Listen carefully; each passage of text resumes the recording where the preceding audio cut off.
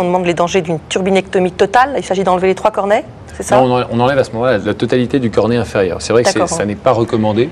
Et on demande ce qu'est exactement le syndrome du nez vide. Mais c'est justement quand on fait une turbinectomie totale, donc une ablation complète de ce cornet inférieur, le risque c'est d'avoir le sentiment que le nez est bouché alors qu'il est trop débouché. Parce qu'en retirant l'intégralité du cornet, on retire aussi des cellules sensitives qui permettent de sentir que l'air passe.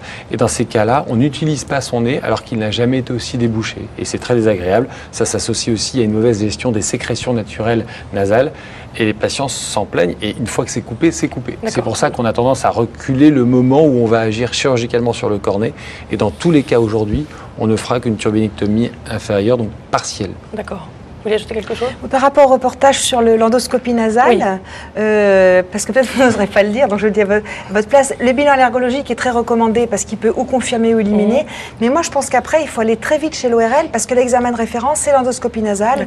On voit trop de patients qui ont des scanners, des sinus, des choses comme ça. Je pense que c'est du ressort de l'ORL d'aller plus loin. L'examen de référence, une fois qu'il n'y a pas d'allergie, c'est l'endoscopie nasale, c'est vraiment l'ORL.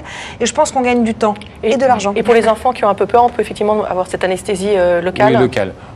Parfois, on jette un premier coup d'œil sans anesthésie pour avoir l'aspect de la muqueuse, puisque l'anesthésie locale en elle-même risque de modifier l'aspect.